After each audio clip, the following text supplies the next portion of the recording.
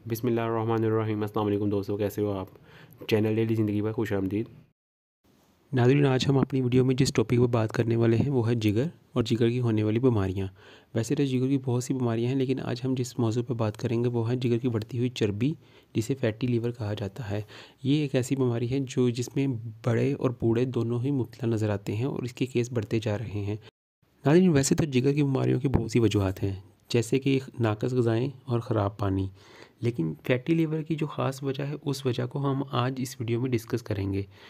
तो होता ये है कि जब इंसान ज़रूरत से ज़्यादा ग़िज़ा लेता है तो जिगर इसे हज़म करके जिस्म की ज़रूरत पूरी करता है और इसके पास जो ज़ायद मवाद रह जाता है वो उसे चर्बी में तब्दील करके नाफ़ की नीचे वाली आंतों पर चढ़ा देता है, जिससे लोगों के पेट बढ़ना शुरू हो जाते हैं। जब ये मकाम ठोस हो जाता है, यानी कि पेट पर चढ़ी हुई चर्बी जब ठोस हो जाती है तो जिगर वही चर्बी अपने ऊपर जमा करना शुरू कर देता है, जिसे उर्फ़ आम में फैटी लीवर या जिगर की चर्बी कहा जाता है।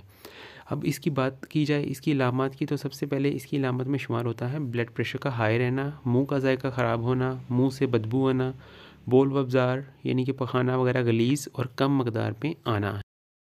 इसके अलावा दीगर अलामात में जो शामिल चीज़ें हैं वो हैं खून में तेज़ाबियत ज़्यादा होने से हाथों पाँव में जलन का रहना और इंसान की नींद का मुतासर होना। अब बात करते हैं हम इस बीमारी के असबाब की। तो इस बीमारी के असबाब में शामिल हैं, जो सबसे पहली चीज़ है वो है नाकस ग़िज़ाएँ, मरगन ग़िज़ाएँ जिसे कहा जाता है, या फिर आप तली हुई ग़िज़ाएँ और चटपटी ग़िज़ाओं का भी कह सकते हैं। इसके अलावा बेकरी की मसनूआत, सिगरेट नोशी, चाय नोशी, शराब, मसाला जात और मेन सबब टेंशन भी है। नाज़रीन, फ़ैटी लीवर की अलामात और फ़ैटी लीवर के असबाब पर तो हमने बात कर ली। अब हम बढ़ते हैं वीडियो में इसके हल की तरफ।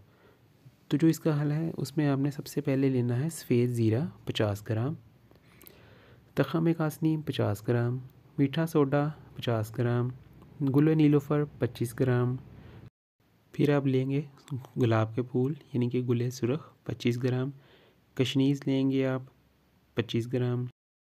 इसके अलावा आप लेंगे 25 ग्राम कलमी शोरा। तो नाज़रीन, किसी अच्छी सी आपने पंसार की शॉप से ये सब चीज़ें ले लेनी हैं और इसको पीस लेना है।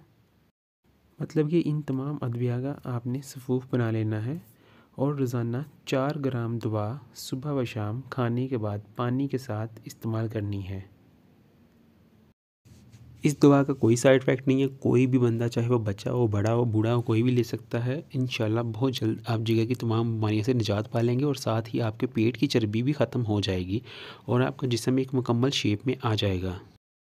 नाज़रीन कराम, ये हमारे दवा खाने का एक आज़मूदा नुस्खा है, आप बेधड़क होकर इस्तेमाल कर सकते हैं। इंशाल्लाह आप दुआओं में याद करेंगे। वीडियो अच्छी लगे तो लाइक और सब्सक्राइब ज़रूर कीजिएगा।